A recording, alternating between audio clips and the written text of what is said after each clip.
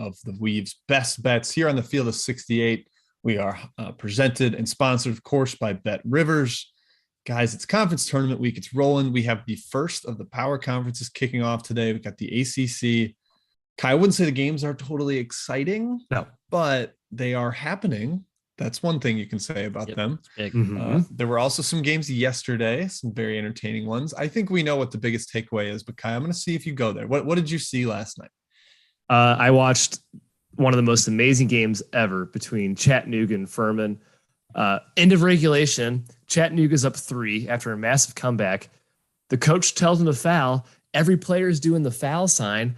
Nobody fouls, and Bothwell hits a step back 3 to tie the game, go to overtime. Looked like Furman's game in overtime, Jim. And then, of course, David John Baptiste.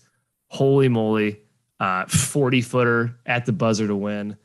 Onions. Incredible game. Feel bad for Bob Ritchie, Matt, but I'm glad we got the mocks in the tournament. Yeah, I wanted my guy Bob, friend of the program, Mr. Bob Ritchie, in the tournament. I hope people realize how stellar of a coach he is despite his SoCon tournament shortcomings. Jim, my takeaway, South Dakota State is just on a different stratosphere right now. And we'll see how they hold up tonight against North Dakota State, who has been kind of the thorn in their side historically.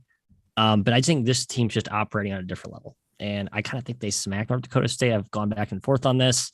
It's a tough matchup for them, but that is my most enticing matchup of the evening. The Summit Showdown at Sioux Falls. Your takeaway is a look ahead. Come on, let's talk games. I'm ready to talk games. I hate looking backwards, forwards. Yeah, I mean, you got to give a tip of the cap to Georgia State, and honestly, the Weave had some pretty strong Sunbelt takes. We thought Georgia State, the Cajuns, they were the best bets. Boom, meet in the final. Don't have to worry about hedging. We love that. Just free money, guys. Free money.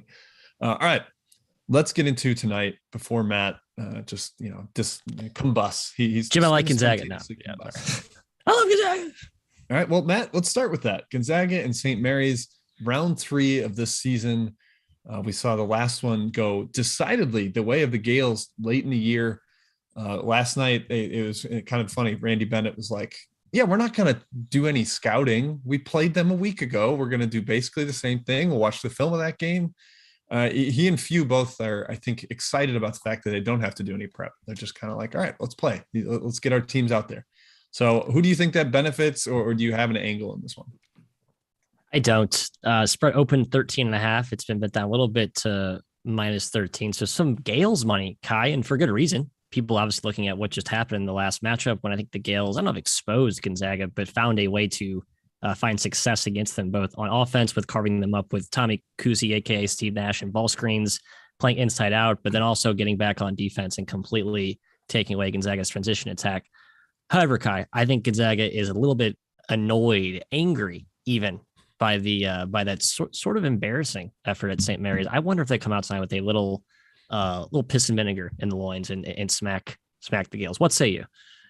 Yeah, St. Mary's is kind of the only team that's cracked Gonzaga right during the regular season, at least in WCC play. The Zags are not super sharp against San Francisco, kind of let their foot off the gas, although I'm not really putting a whole lot of stock in there. I mean, they still won the game, were totally in control. I probably lean towards the Gales, Matt, on the number, but I'm kind of thinking the Zags do come out in full force here, Jim. It's a watch game for me. It's not a bet game. I'd rather just watch this game and enjoy. Yep, I will be in the house watching and enjoying, Kai. It does feel a tad high. It's hard to see the St. Mary's team getting blown out on the neutral site, but this tournament has had a ton of blowouts. I believe our buddy Stuckey said the last 10 years, none of the WCC tournament finals have been decided by single digits. Even when St. Mary's has won, they took care of business and actually beat Gonzaga by double digits.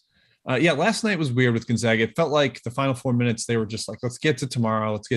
They didn't attack San Francisco's press with any intention to score. It was like, let's get across half court and then stand around.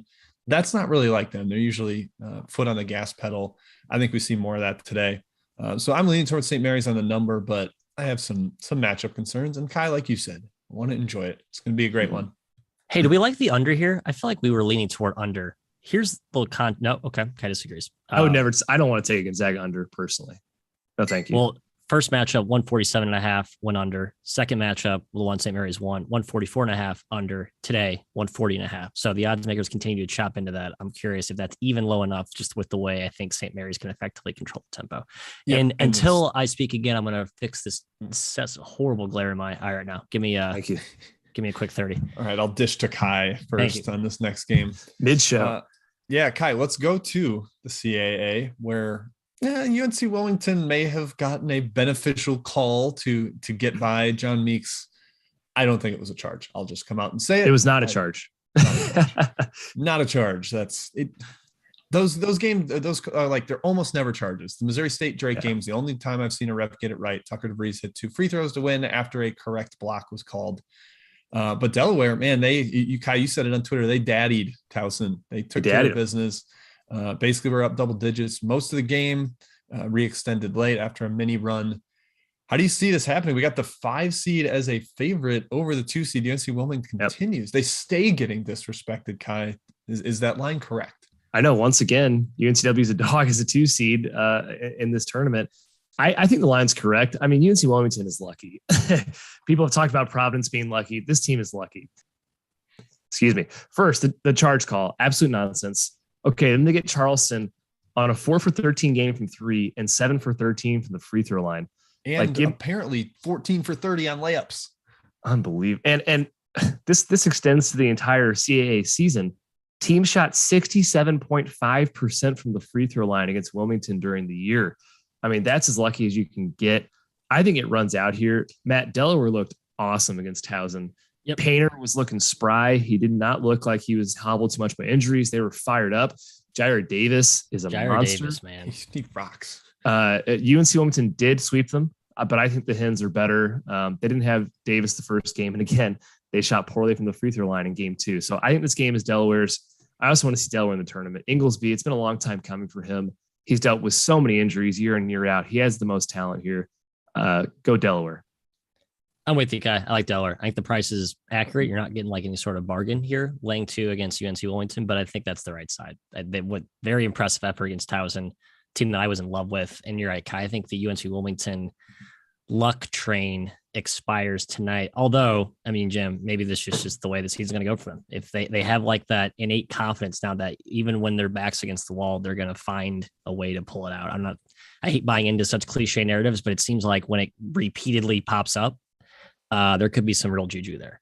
Yeah. And stop me if you've heard this before. It's a championship game and the under got absolutely smacked. It's down 3.5 points. Kai, it's 9 points below the KenPom projection. Is that a little crazy? It feels like it's gone kind of far, having the total be that far below it. Yeah, it's crazy, Jim, but Wilmington is such an under team, I feel like, because they just scrap and they play that weird zone. So, yeah, I wouldn't feel comfortable taking either side, really. Right, and nobody makes shots against them. And no one makes shots. No one makes free throws. Yeah. I don't know what they do. They stare at them.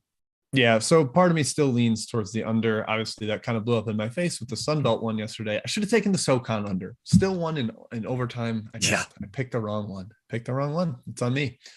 All right, let's keep moving on down the outline. Let's go to Wright State, Northern Kentucky in the horizon. Wright State, wow, impressive dismantling of the 1 seed yesterday. Took down Cleveland State. They had not beaten Cleveland State yet this year, and yet they destroyed them in the third meeting. Matt, do they do the same thing to Northern Kentucky? They have yet to beat Northern Kentucky this year. And the one stat I'll throw out before I go to you, Wright State's been bad versus zones this year, 20th percentile per synergy. That worries me against NKU. It does, although I like that later in the season, Wright State has seen more of it and has, I think, had more opportunities to recalibrate their offense to be effective against zones. Jordan Majeski did a really good breakdown of Wright State's most recent games against zones. They've been more effective. I don't have the specific button push precisely that whatever Nagy did, but something's working. And I think even if shots are not falling, if the offense is a little disjointed, I just think they get to the glass tonight. They have like kind of that second security blanket way to manufacture points and what should be a pretty low scoring game. I like the under here anecdotally, and I think Wright State grinds it out. And the rate is go dancing. And I like it so much, Kai, it's my best bet. So Wright State +1, I believe, is the consensus price and what our fine folks at BetRivers are offering. I'd take anything up to -1. So I think the wrong team is favored currently. Yeah, I'm a little surprised Northern Kentucky's favored, but they are the hottest team in the horizon right now. I mean, they're rolling. but they're also kind of a luck box as well. And sure, they play good defense, but Detroit was 7 for 28 from three. Purdue Fort Wayne was 3 for 20 from three. Those are two of the best 3-point shooting teams in the league. And they just couldn't hit the broadside of a barn yesterday. And that's definitely due partially to their defense, but also that's a bit of luck. Northern Kentucky had no trouble during the season, swept the series. I think Wright State's a better team now, a different team. They actually defended Cleveland State for most of that game, and their offense was humming against a Cleveland State team that was fired up down the stretch, very hyped, playing their typical physical pressure, in-your-face style. I thought Wright State would break. Instead, they extended the lead. That impressed me. That's old school Wright State. This is my preseason pick, so I'm sticking with it, especially as a dog. Yeah, I like Wright State in general, and I picked them in our tournament pool. But I wrote this up for Action Network, and I just couldn't get there with the angles to bet Wright State, especially from a matchup lens. Like NKU kind of crushed them off the bounce in both meetings. They shot over 60% from two combined in both. Like they clearly got quality shots. Not a lot of rim protection on this Wright State team. And I keep coming back to that zone angle, man. I know you said they were better against it late, but I think NKU is better at playing their zone now too. Like they have really figured out how to bother teams, and they have no prep time. Like this weird morphing zone 24 hours later has me concerned. I'm actually leaning towards Northern Kentucky. I'm not going to give it as a best bet. I wouldn't dare go against Matt and have a weird weave versus weave best bet, but I fear for the Raiders because of the matchup. But I think they have a coaching edge. I'll say that. All right. Last one before we get to Chat Mob break. Let's go to the Summit. South Dakota State, North Dakota State. Matt, you were chomping at the bit to discuss this, so I will go to you first. Man, this feels a little bit high to me considering some things we said about these meetings all season long. They're pretty much always close. 6 points, laying 2 possessions, but you still leaning to the Jackrabbits? Is that what I gather? No, I'm not anymore. I think I saw phony openers that was 4 or something. I was like, I think I like Jack Bunnies. And then I opened at 5 at most shops. And then now it's up to 6, even 6.5 at a few places. I mean, I think North Dakota State, they played them twice hyper competitively this season, both times lost by 4. However, you can make the case that South Dakota State didn't exactly play well in either game. I'd argue that North Dakota State just is built to defend them well. They run shooters off the 3-point line, even though this rendition of South Dakota State's actually more predicated at scoring inside the arc. You look at their 3-point rates, really not that high. They just kill you inside. They kill you with cuts, just efficient mid-range shooters, great finishers, and they come at you from so many different angles. I mean, for God's sakes, Luke Apple had 40 in the, the last game of the regular season. He had 6 and 4 points the last 2 nights. Mm-hmm. Just never know where the scoring is going to come from. The value now, though, is on the Bison, I think. 6. Both games play closer to pick in the regular season. I think you just take 6. I don't think they play closer to pick. North Dakota State had a huge comeback in one of those games. Huge comeback. Yeah, they played close to the first one. Yeah, it's fair. Both teams looked unstoppable last night.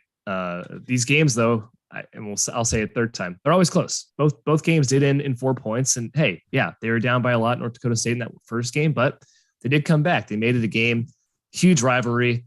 I wouldn't be shocked North Dakota State won this game. I actually think they can go toe-to-toe with South Dakota State. They do have a size edge. They have a good answer for Douglas Wilson. Matt mentioned terrific 3-point defense. Number 1 in 3-point attempt rate allowed. Number 1 in 3-point percentage allowed in league play. I think it's a close game. I think there is value on the Bison. But, Jim, I want my Jack Bunnies to win. They're a much more fun team. I want them in the tournament. Yeah, they're both fun. The Summit's so much fun. I'm hoping we get the typical shootout tonight. Both these teams typically play some shootouts. The one thing I'll say about that first one where they got down 20, Sam Griesel was still kind of working his way back from an abdomen surgery. It was even surprising that he was playing the games before that. And he could not be playing better right now. He had 26, 9, and 8 against Oral Roberts, just completely tore him apart, near triple double. And he's cleared 20 points in 5 of his last 7 games. So I think he has been ridiculously good. And it's kind of a matchup problem for South Dakota State with his size as a big ball handler. I don't know if, unless Shireman really stands up to that task all night, I think he's going to be an issue. And Matt, you mentioned the inside out nature of South Dakota State.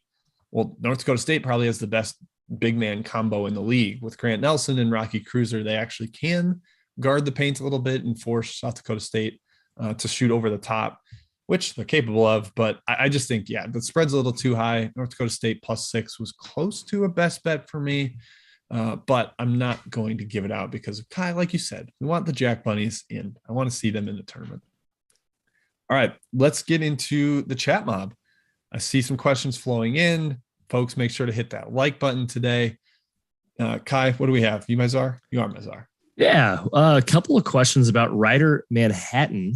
It seems like the consensus in the mob here is on Manhattan. There's also leans towards the under in this game. Matthew, you're a big MAAC type of guy. What do you think?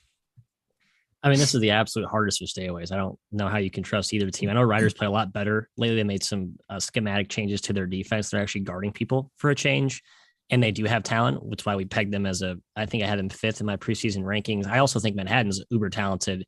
I just trust Ryder. I almost think Ryder's the better coach team in this game. Is that a wild take? I guess I'm not going to sit here and go to bat for Manhattan and Michello right now, but Baggett is not great either, I don't think. And he's been horrible in the conference. He's flunked this tournament. Yeah, he has. He's had bad spells here. Flunked. Yes, he is not passed with flying colors. So yeah, hard stay away for me. I'm with you there. Well, Jim, let's stick around in the NAAC, the MAC. Quinnipiac, Marist, 2.5 point spread in favor of the Foxes. What do you think? Yeah, I think Quinnipiac is as talented or more talented, but this is one where I think there is a serious coaching edge for Marist. That spooks me a little bit. And in Matt, I'm kind of excited to see if we get a big Atuka run here. Sorry, Kai, I won't belabor this game, but if we get Zhao Atuka, the Marist point guard, if we get a pretty fun tourney run from him, that could be interesting. I would like that as well. That's fun. Matthew, in the Big West, we have Cal Poly and UC Davis. UC Davis -5.5. That sounds too short to me. What do you think? Yeah, it does to me too. I looked at this and I was like, I made it 6 myself. And I was like, really? I only made it 6. I know Cal Poly won the last 2 games of the regular season. They beat UC Irvine by 11 and then beat UC San Diego. Maybe they're coming in hot. Really? I'm not buying that angle though. I think UC Davis is the better team. The key is, can you stop Karoma inside? He's an absolute man. He could go for 30 and 15. If you can stop him, you got a chance. Cal Poly is no Academy of Art, Kai. I think there's no Academy of Art. That's right. I think Davis is kind of a good flyer for a future bet. I'm with you there. I like that angle. Anybody in the bottom half of that bracket is a good flyer because the best 3 teams are in the top half. Sorry, Matt. Hawaii is not one of the best 3. Yeah, Hawaii excluded because they have no players. We can talk Big West futures all you want. Fullerton's value is out of this world where they're priced right now. But I agree with that too. Great Big West takes, Kai. Rio Grande Valley. Last one before we go back to the rundown here. Cal Baptist, Rio Grande Valley. Oh, we got someone in the chat. Domehawk just said Cal Baptist is a lock. I've seen people say the under is where they like Jim. -8, pretty high spread in the tournament game, but Rio Grande Valley is not good. Yeah. Hey, this one's in Vegas, actually out in Henderson at a venue I have not been to. I'm intrigued. I think it might be the first year it's been there. But this felt a hair high to me. I really like the Cal Baptist roster, but I don't know if they're blow a team out in a conference tournament caliber. Matt, I think it's just gonna be hard to get away from UT Rio Grande Valley. Yeah. I think they'll probably hang around. Could be a backdoor situation. Yeah, UT are GV, the Vaqueros team that I think figures to play better in the conference tournament setting. Although I am looking to back Cal Bap if they advance. I think with Nowdage back, they're a good buy low candidate. All right, let's go back to the one. You got more? Yeah. Okay. Nope. Let's go back. Outline. Here we go. All right, Wagner, Bryant, guys, we have had some vested interest in both of these teams all season. The Wagner future gravy train did run out, but we at least got to hedge onto the Bulldogs. Now they meet again, basically a week later, same venue. Are the adults of Wagner going to be enough to get it done here? Bryant's taking a little bit of money, but I have a hard time trusting them after they almost lost to Mount St. Mary's. Wagner is, like I said, they're adults, they're mature, they're tough. Can they hang around here? Yeah, definitely. But Bryant showed it was the best team in the finals game of the season. I'm glad we get to see a rubber match here. We deserve to know who's the best in a 3-game series. But we said before, Matt, without Elijah Ford in the lineup, Wagner is just not the same. There's too much firepower for Bryant. And man, Bryant as a 15 or a 16 seed in the dance, look out. That is danger city for one of the high seeds with Peter Kiss, who's averaging more than anybody in the country points per game. If you can catch 3, I'd hop in on Bryant. The game they just played, the regular season finale closed right around 3 to 4. So you're basically getting the exact same price, and a matchup that I know Wagner had a lead for much of the first half. And I think into the second half, Bryant's the better team. We've all been saying this for like the last month. You're still at a point where I think you can sell high-ish, buy low-ish on Wagner and Bryant respectively. And in this setting, you're right. For all the marbles, I think Bryant takes care of business, Jim. So don't overthink this one. Bryant -3. Interesting. Yeah, I'm not laying it. I actually have a Bryant future at even money. Just going to be cheering for them. Not hedging. Oh wow, sorry. Spread's been bet up like to 4, even higher. I completely missed 4, that. 4.5. Yeah. Yep, that's too high. Dang it. So I'm not touching this one, guys. I'm gonna zag a little bit. I think Bryant is a fine. I'm not worried about playing them in a NCAA tournament if I'm a high seed, because they play fast, and I think that kind of leads to blowouts. I just look at the Houston game where they lost by 67. Granted, Peter Kiss did not play in that game, but I worry about them, their toughness against actual high major styles. Fair okay, enough. next one. The A-Sun, Jacksonville versus Bellarmine. The weirdest situation of them all. Jacksonville State will be tuned into this game, cheering very hard for the Knights, because if the ineligible for the postseason Bellarmine Knights win, Jacksonville State goes to the NCAA tournament. That rule is stupid. Yes, it is. But Kai, the Dolphins have been nothing short of brilliant so far. They knocked off the 1 seed Jacksonville State on the road. Do they keep that train rolling here as a dog against Bellarmine? Well, it's going to be ugly. Kim Pom projects 58 possessions, and Bellarmine won this first game in overtime and went 66 possessions. So we're getting sub 60. It's going to be a gross game. Matt, I'm kind of in on the Dolphins' scrappiness here. The concerns, Bellarmine has nothing else to play for. Jim mentioned their season's over one way or another. So this is their Super Bowl. They get to say they're the A-Sun champs and beat their chests, whatever. I cannot believe that Jacksonville State gets the bid, because the Dolphins beat them last round. So Jacksonville would not go to the dance, but the team they beat would if they lose this game. That's not fair. And the world will correct fairness, Matthew. Pounding the glass, making this a war will be the Dolphins' goal. I lean towards Jacksonville. I took Bellarmine, and I hate it because I've been such a fan of what Mincy's done down there in Jacksonville all year. He's been like road warriors too. So I know that the Bellarmine at home thing may entice some people, but that hasn't played as strongly. Home court has not played as strongly in the A-Sun tournament, especially in these title games the last few years. Just noteworthy there. I did take Bellarmine though. I think they're the better team. I just think it's like a team of destiny type of deal, Jim, where they want to win and sort of shove it to the NCAA and like, hey, how dare you exclude us from your party? Yeah, got Davenport, baby. It's like maybe a little audition for the Louisville job coming up. Yeah, I guess. Rick Pitino gave him like a vote of confidence on Twitter. Like shouted him out. Matchup wise, I think the amount of threes that Jacksonville gives up could be an issue. Bellarmine, a very good shooting squad, particularly CJ Fleming. But I think Jacksonville will probably take away Dylan Penn. He's such a monster getting into the paint, and Jacksonville really defends inside very well. They're compact. And you mentioned the glass. I think that is a major benefit or advantage for Jacksonville. So I kind of lean towards Bellarmine, but I am not betting that one either. I am continuing to holster any best bets. Nothing coming out quite yet. All right, let's go to the ACC. That is all 6 championship games. Those are the fun ones. Now, Matt, we got to talk about the Garbaggio in the ACC. Throwing shade at Boston College and Pitt because, unfortunately, they have kind of earned it this year. Boston College, a slight favorite here. This is at Barclays in New York. How do you see this one playing out? Do you think the Panthers can get a win, or are you trusting Mr. Earl Grant in his first ACC tournament game? Don't trust either team. I actually kind of lean Boston College, to be honest. I like the overs, though. The first round ACC overs is an angle I'm going to play. I think Barclays is a fairly shooting friendly, scoring friendly environment. At least that's the way it played last time the ACC tournament was there. So I'm taking the ACC first round overs today, Jim. I have 0 take on this particular side. I will have a take on the other ACC showdown side though in a sec. Kai?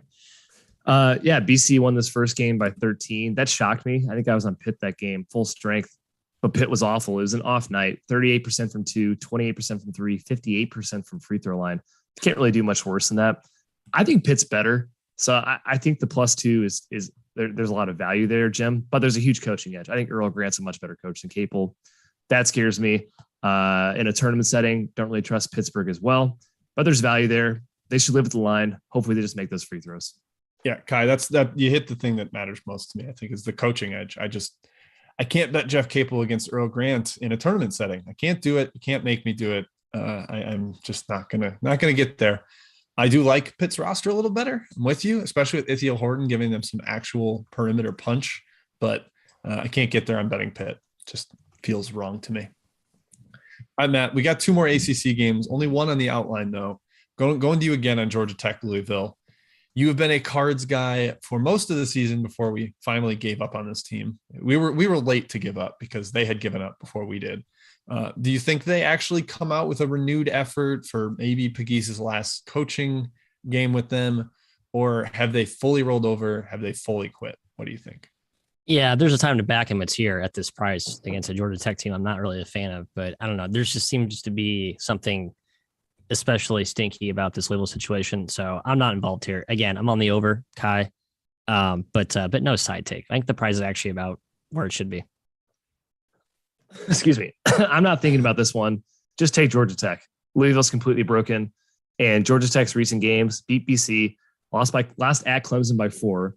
Blowing up in Notre Dame, whatever. Lost versus Virginia Tech by 4, lost at Q's by 1. They're playing pretty well lately down the stretch. Pastner in a tournament setting, I actually can get behind. Georgia Tech's done well in this tournament before. And Louisville, like I said, just broken. I lean towards Georgia Tech. Yeah, there's a chance we get to like resurgent effort from Louisville, but it's not something I want to weigh my hard-earned dollars on. All right, let's get to Chat Mob Part 2 here, Kai. I'm not sure what all has been asked, maybe any of our best bets games, but what do you got? Well, there's only 2 games on the menu that are not part of our best bets, Jim. So we can just hit those real quick. Canisius Fairfield. Matthew, any take on that MAC matchup? Like Canisius, this should be favored in this game. I'm not a Fairfield guy, but I've been fading Fairfield all year, baby. Sorry. They played him really close twice and never quite pulled off the win. Maybe they get it done here. I'll agree with there's value. I don't know if they should be favored.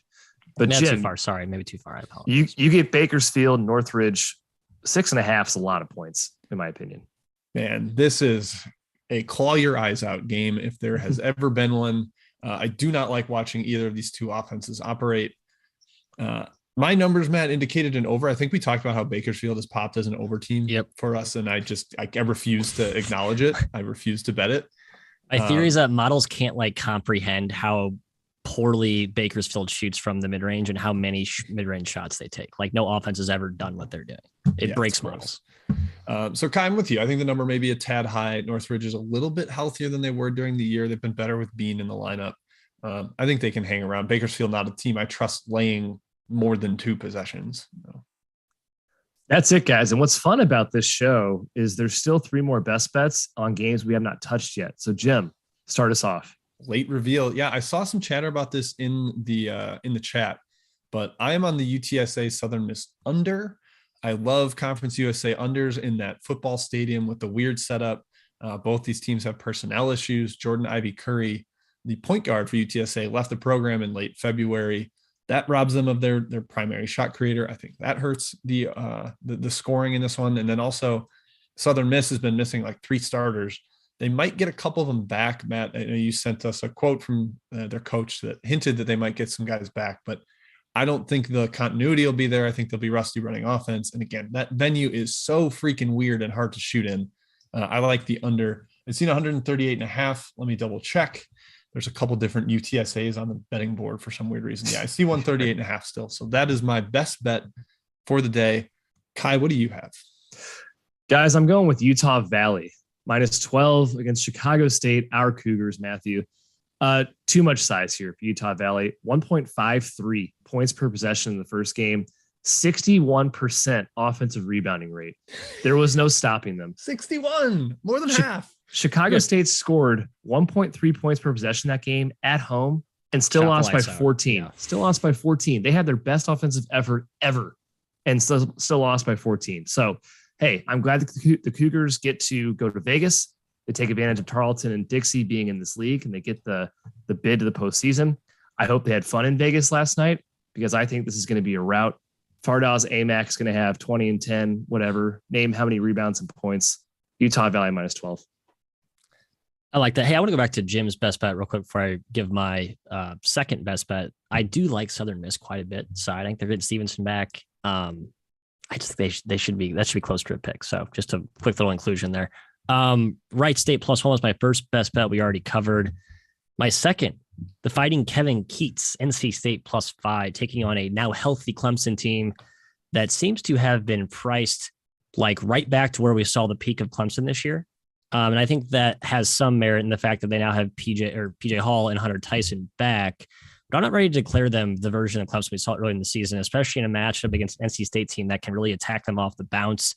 It's a pretty seismic athletic advantage there on that wing, Sebron and what Turk Smith can do, creating off the dribble.